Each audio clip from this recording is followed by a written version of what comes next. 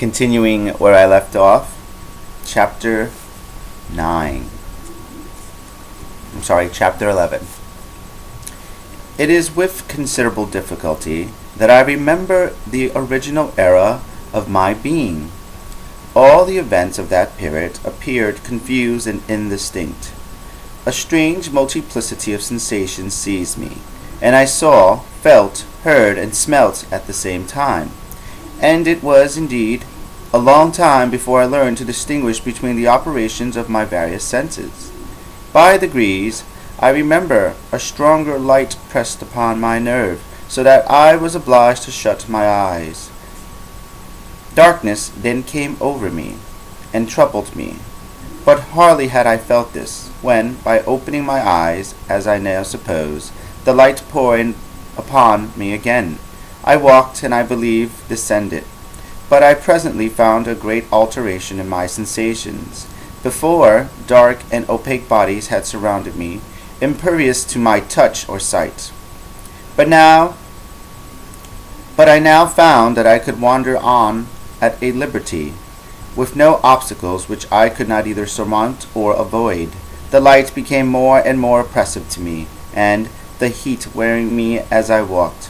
I sought a place where I could receive shade. This was the forest near Ingolstadt, and here I laid by the side of a brook, resting from my fatigue, until I felt tormented by hunger and thirst. This roused me from my nearly dormant state, and I ate some berries which I found hanging on the trees, or lying on the ground.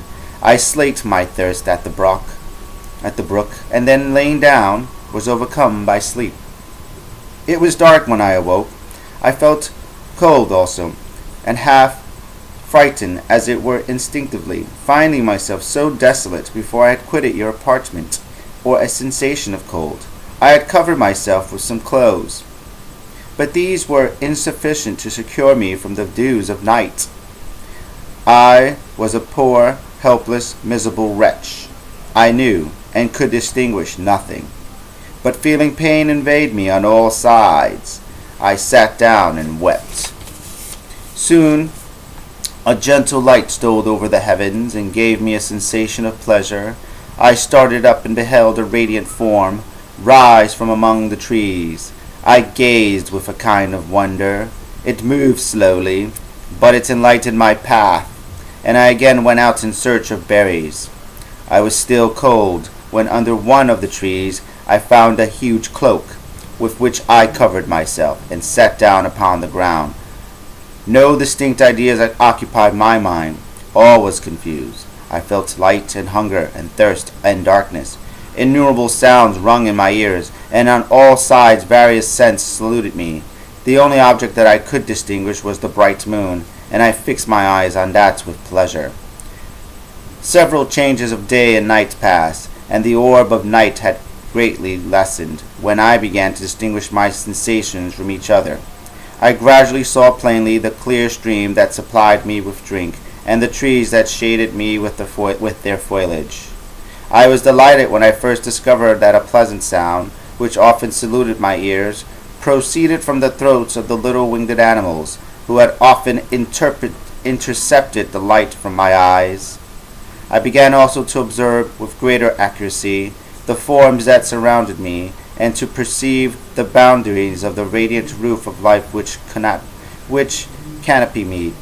Sometimes I tried to imitate the pleasant songs of the birds, but was unable. Sometimes I wished to express my sensations in my own mode, but the uncouth and inarticulate sounds which broke from me frightened me into silence again.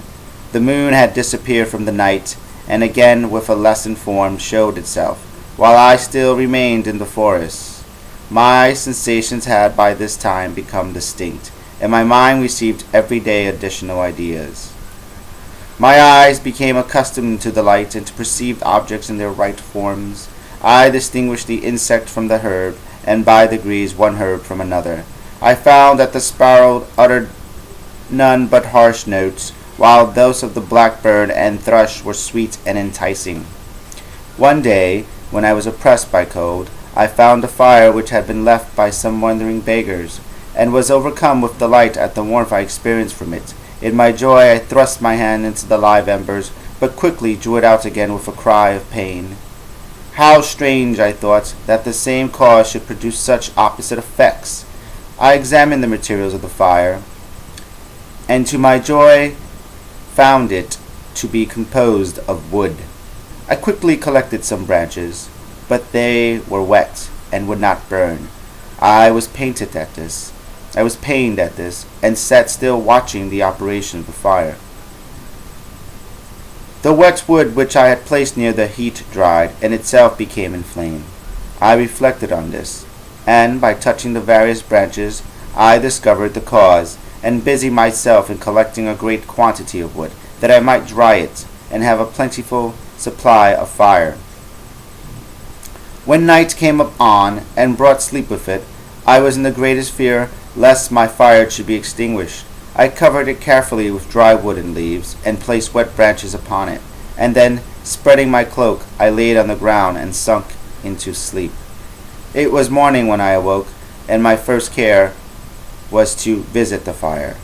I uncovered it, and a gentle breeze quickly fanned it into a flame. I observed this also, and contrived a fan of branches, which roused the embers when they were nearly extinguished. When night came again, I found with pleasure that the fire gave light as well as heat, and that the discovery of this element was useful to me in my food, for I found some of the offals that the travelers had left had been roasted, and tasted much more savory than the berries I gathered from the trees. I tried, therefore, to dress my food in the same manner, placing it on the live embers. I found that the berries were spoiled by this operation, and the nuts and roots much improved. Food, however, became scarce, and I often spent the day searching in vain for a few acorns to assuage the pangs of hunger. When I found this, I resolved to quit the place that I had hither inhabited, to seek for one where the few wants I experienced would be more easily satisfied. In this emigration, I exceedingly lamented the loss of the fire which I had obtained through accident, and knew not how to reproduce it. I gave several hours to the serious consideration of this difficulty, but I was obliged to relinquish all attempt to supply it, and wrapping myself up in my cloak, I struck across the wood towards the setting sun. I passed 3 days and 3 rambles, and at length discovered the open country. A great fall of snow had taken place the nights before, and the fields were of one uniform white. The appearance was disconsolate, and I found my feet chilled by the cold, damp substance that covered the ground. It was about 7 in the morning, and I longed to obtain food and shelter. At length I perceived a small hut on a rising ground which had doubtless been built for the convenience of some shepherd. This was a new sight to me, and I examined the structure with great curiosity. Finding the door open, I entered. An old man sat at it, near a fire over which he was preparing his breakfast. He turned on hearing a noise, and perceiving me, shrieked loudly, and, quitting the hut, ran across the fields with a speed of which his debilitated form hardly appeared capable. His appearance different from any I have ever before seen, and his flight somewhat surprised me. But I was enchanted by the appearance of the hut.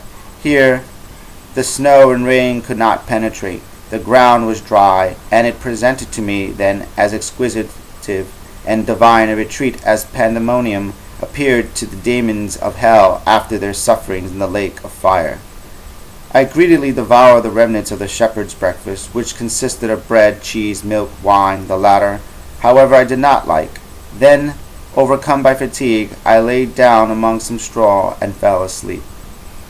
It was noon when I awoke, and, allured by the warmth of the sun, which shone brightly on the white ground, I determined to recommence my travels, and depositing the remains of the peasant's breakfast in a wallet I found, I proceeded across the fields for several hours, until at sunset I arrived at a village.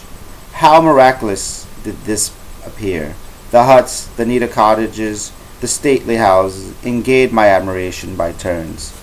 The vegetables in the gardens, the milk and cheese that I saw placed at the windows of some of the cottages, allured my appetite. One of the best of these I entered, but I Had hardly placed my foot within the door before the children shrieked, and one of the women fainted. The whole village was roused. Some fled, some attacked me, until grievously bruised by stones and many other kinds of missile weapons, I escaped to an open country, and fearfully took refuge in a low hovel quite bare, and making a wretched appearance after the palaces I had beheld in the village. This hovel, however, joined a cottage of a neat and pleasant appearance. But after my late dearly brought experience, I dare not enter it. My place of refuge was constructed of wood, but so low that I could with difficulty sit upright in it. No wood, however, was placed on the earth which formed the floor, but it was dry, and although the wind entered it by innumerable chinks, I found an agreeable asylum from the snow and rain. Here, then, I retreated, and lay down happy to have found the shelter, however miserable, from the inclemency of the season, and still more from the barbarity of men. As soon as morning dawned, I crept from my kennel, that I might view the adjacent cottage, and discovered if I could remain in the habitation I have found. It was situated against the back of the cottage, and surrounded on the sides, which were exposed by a pigsty and a clear pool of water. One part was open, and by that I had crept in. By now I covered every crevice by which I might be perceived with stones and wood, yet in such a manner that I might move them on occasion to pass out. All the light I enjoy came through the sty, and that was sufficient for me. Having thus arranged my dwelling, and carpeted with clean straw, I retired, for I saw the figure of a man at a distance, and I remembered too well my retreat that night before to trust myself in his power. I had first, however, provided for my sustenance for that day by a loaf of coarse bread, which I purloined, and a cup with which I could drink, more conveniently than from my hand, of the pure water which flowed by my retreat. The floor was a little raised, so that it was kept perfectly dry, and by its vicinity to the chimney of the cottage it was tolerably warm. Being thus provided, I resolved to resolve in this hovel until something should occur which might alter my determination. It was indeed a paradise compared to the bleak forest, my former residence, the rain-dropping branches, and dank earth. I ate my breakfast with pleasure, and was about to remove a plank to procure myself a little water, when I heard a step, and looking through a small chink, I beheld a young creature, with a pail on her head, passing before my hovel. The girl was young and of gentle demeanor, unlike what I have since found cottagers and farm-house servants to be. Yet she was meanly dressed, a coarse blue petticoat and a linen jacket being her only garb. Her fair hair was plaited, but not adorned. She looked patient, yet sad. I lost sight of her, and in about a quarter of an hour she returned, bearing the pail, which was now partly filled with milk. As she walked along, seemingly incommoded by the burden, a young man met her, whose countenance expressed a deeper despondence. Uttering a few sounds with an air of melancholy, he took the pail from her head, and bore it to the cottage himself. She followed, and they disappeared. Presently I saw the young man again, with some tools in his hands, cross the field behind the cottage, and the girl was also busy, sometimes in the house and sometimes in the yard.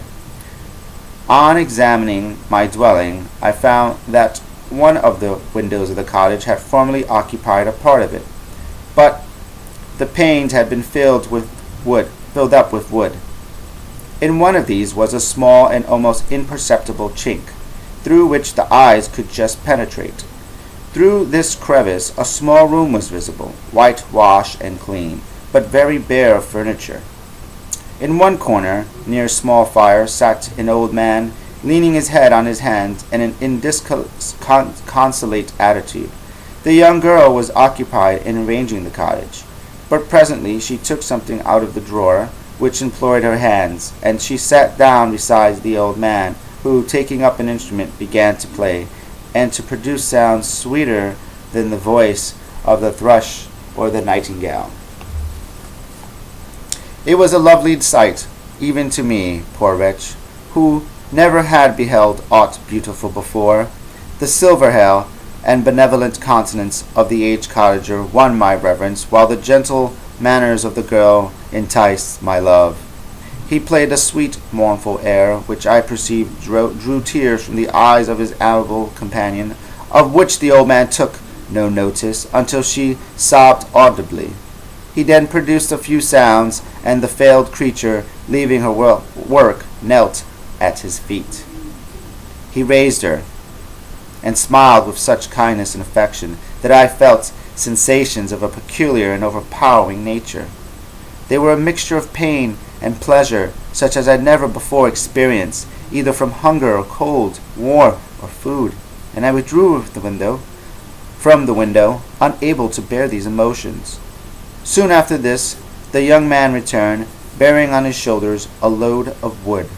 The girl met him at the door, helped to relieve him of his burden, and, taking some of the fuel into the cottage, placed it on the fire. Then she and the youth went apart into a nook of the cottage, and he showed her a large loaf and a piece of cheese. She seemed pleased, and went into the garden for some roots and plants, which he placed in water, and then upon the fire. She afterwards continued her work, whilst the young man went into the garden, and appeared busily employed in digging and pulling up roots. After he had been employed thus about an hour, the young woman joined him, and they entered the cottage together. The old man, in the meantime, been pensive, but on the appearance of his companions, he assumed a more cheerful air, and they sat down to eat. The meal was quickly dispatched. The young woman was again occupied in arranging the cottage. The old man walked before the cottage in the sun for a few minutes, leaning on the arm of the youth. Nothing could exceed in beauty and contrast between the two excellent creatures. One was old, with silver hairs, and a countenance beaming with benevolence and love. The younger was slight and graceful in his figure, and his features were molded with the finest symmetry. Yet his eyes and attitude expressed the utmost sadness and despondency. The old man returned to the cottage, and the youth, with tools different from those he had used in the morning, directed his steps across the fields. Night quickly shut in, but to my extreme wonder I found that the cottagers had a means of prolonging light by the use of tapers, and was delighted to find that the setting of the sun did not put an end to the pleasure I experienced in watching my human neighbors. In the evening, the young girl and her companion were employed in various occupations which I did not understand, and the old man again took up the instruments which preceded the divine sounds that had enchanted me in the morning. So soon as he had finished, the youth began, not to play, but to utter sounds that were monotonous, and neither resembling the harmony of the old man's instrument nor the songs of the bird. I since found that he read aloud, but at that time I knew nothing of the science of words or letters. The family, having been thus occupied for a short time, extinguished their light and retired, as I conjectured, to rest. Chapter 12. I laid on my straw, but I could not sleep. I thought of the occurrences of the day. What chiefly struck me was the gentle manners of these people, and I longed to join them, but dare not. I remember too well the treatment I had suffered the night before from the barbarous villagers, and resolved, whatever course of conduct I might hereafter think it right to pursue, that for the present I would remain quietly in my hovel, watching and endeavoring to discover the motives which influenced their actions. The cottagers arose the next morning before the sun. The young women arranged the cottage and prepared the food, and the youth departed after the first meal. This day was passed in the same routine as that which preceded it. The young man was constantly employed out of doors, and the girl in various laborious occupations within. The old man, whom I soon perceived to be blind, employed his leisure hours on his instrument or in contemplation. Nothing could exceed the love and respect which the younger cottagers exhibited towards their venerable companion. They performed towards him every little office of affection and duty with gentleness, and he rewarded them by his benevolent smiles. They were not entirely happy. The young man and his companion often went apart, and appeared to weep. I saw no cause for their unhappiness, but I was deeply affected by it. If such lovely creatures were miserable, it was less strange that I, an imperfect and solitary being, should be wretched. Yet, why were these gentle beings unhappy? They possessed a delightful house, for such it was in my eyes, and every luxury. They had a fire to warm them when chilled, and delicious viands when hungry. They were dressed in excellent clothes, and still more, they enjoyed one another's company and speech, interchanging each day looks of affection and kindness. What did their tears imply? Did they really express pain? I was at first unable to solve these questions, but perpetual attention and time explained to me many appearances which were at first enigmatic. A considerable period elapsed before I discovered one of the causes of the uneasiness of this amiable family. It was poverty, and they suffered that evil in a very distressing degree. Their nourishment consisted entirely of the vegetables of their garden, and the milk of one cow, which gave very little during the winter, when its masters could scarcely procure food to support it.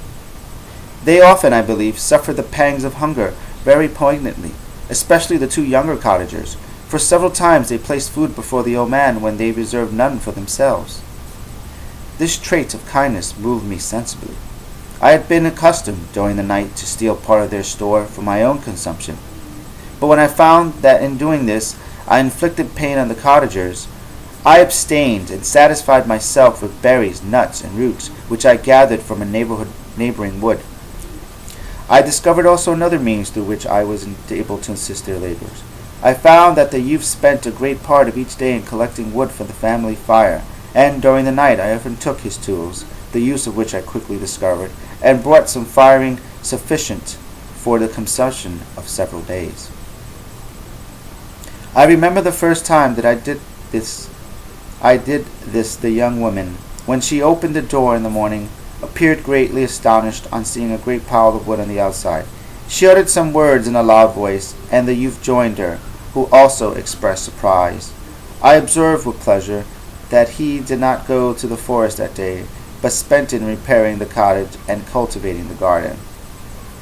By degrees, I made a discovery of a still greater moment. I found that these people possessed a method of communicating their experience and feelings to one another by articulating sounds.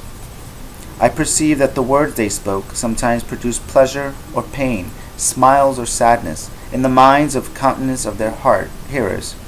This was indeed a godlike science, and I ardently desired to become acquainted with it, but I was baffled in every attempt I made for this purpose.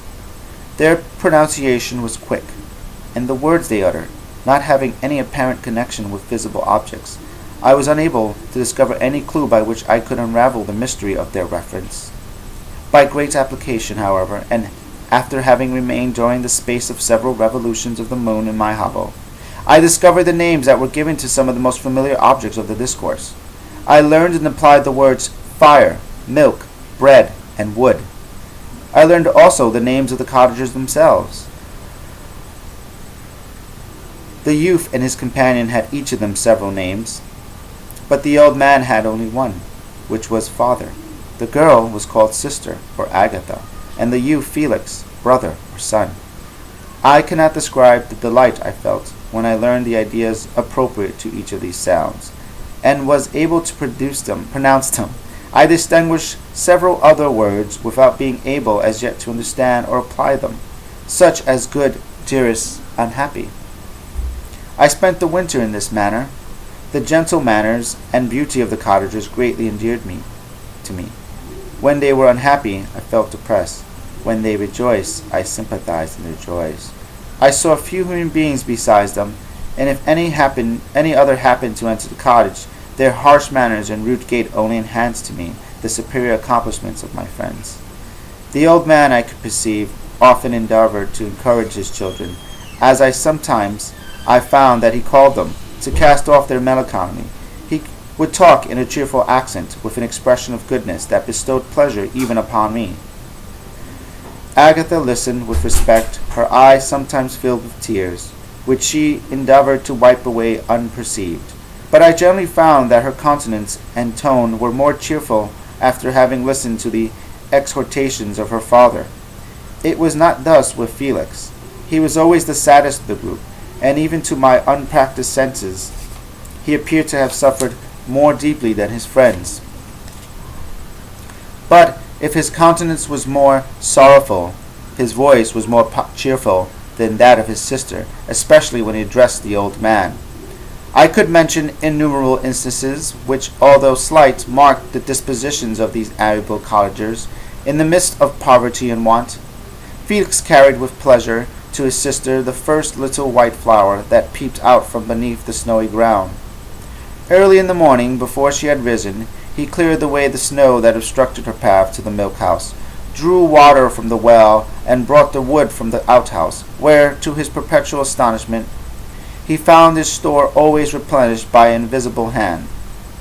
In the day, I believed, he worked sometimes for a neighboring farmer, because he often went forth and did not return until dinner, yet brought no wood with him. At other times he worked in the garden, but as there was little to do in the frosty season, he read to the old man and Agatha. This reading had puzzled me extremely at first, but by degrees I discovered that he uttered many of the same sounds when he read as when he talked. I conjectured, therefore, that he found on the paper signs for speech which he understood, and I ardently longed to comprehend these also. But how was that possible, when I did not even understand the sounds for which they stood as signs? I improved, however, sensibly in this science, but not sufficiently to follow up any kind of conversation. Although I applied my whole mind to the endeavor, for I easily perceived that, although I eagerly longed to discover myself to the cottagers, I ought not to make that attempt until I had first become master of their language, which knowledge might enable me to make them overlook the deformity of my figure, for with this also the contrast perpetually presented to my eyes had made me acquainted. I admired the perfect forms of my cottagers, their grace, beauty, and delicate complexions, but how was I terrified when I viewed myself in a transparent pool. At first I started back, unable to believe that it was indeed I who was reflected in the mirror, and when I became fully convinced that I was in reality the monster that I am, I was filled with the bitterest sensations of despondence and mortification. At last, I did not entirely know the fatal effects of this miserable deformity. As the sun became warmer, and the light of the day longer, the snow vanished, and I beheld the bare trees and the black earth. From this time Felix was more employed, and the heart-moving indications of impending famine disappeared. Their food, as I afterward found, was coarse, but it was wholesome, and they procured a sufficiency of it. Several new kinds of plants sprung up in the garden which they dressed, and these signs of comfort increased daily as the season advanced. The old man, leaning on his son, walked each day at noon, when it did not rain. As I found it, it was called when the heavens poured forth its waters. This frequency took place, but a high wind quickly dried the earth, and the season became far more pleasant than it had been. My mode of life in my hovel was uniform. During the morning, I attended the motions of the cottagers, and when they were dispersed in various occupations, I slept. The remainder of the day was spent in observing my friends. When they had retired to rest, if there was any moon, or the night was starlight, I went into woods, and recollected my own food and fuel for the cottage. When I returned, as often as it was necessary, I cleared their path from the snow, and performed those offices that I had seen done by Felix. I afterwards found that these labors, performed by an invisible hand, greatly astonished them, and once or twice I heard them, on these occasions, utter the words, "Good spirit, wonderful." But I did not understand the signification of these terms. My thoughts now became more active, and I longed to discover the motives and feelings of these lovely creatures. I was inquisitive to know why Felix appeared so miserable and Agatha so sad. I thought, foolish wretch, that it might be in my power to restore happiness to these deserving people. When I slept or was absent, the forms of the venerable blind father, the gentle Agatha, and the excellent Felix flitted before me.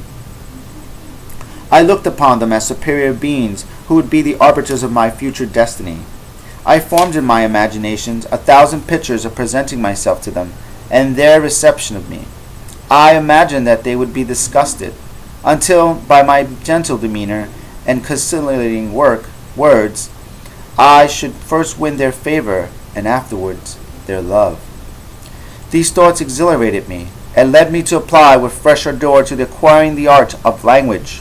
My organs were indeed harsh, but supple, and although my voice was very unlike the soft music of their tones, yet I pronounced such words as I understood with tolerable ease. It was at the ass and the lapdog. Yes, surely the gentle ass, whose intentions were affectionate, although his manners were rude, deserved better treatment than blows and execration.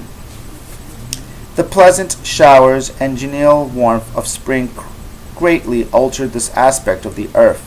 Men who before this change seemed to have been hid in the caves dispersed themselves, and were employed in various arts of cultivation. The birds sang in more cheerful notes, and the leaves began to bud forth on the trees. Happy, happy earth, fit habitation for gods, which, so short a time before, was bleak, damp, and unwholesome. My spirits were elevated by the enchanting appearance of nature. The past was blotted from my memory, the present was tranquil, and the future gilded by bright rays of hope and anticipations of joy. And thank you for watching. I'll leave it off here. If you liked it, please give it a thumbs up. If you didn't, please give it a thumbs down. Also, I welcome you to leave comments below. You can please subscribe to the channel if you like. And thank you. And I'll see you. You don't have to do anything either. You can just keep watching. And I'll see you in the next video. Bye.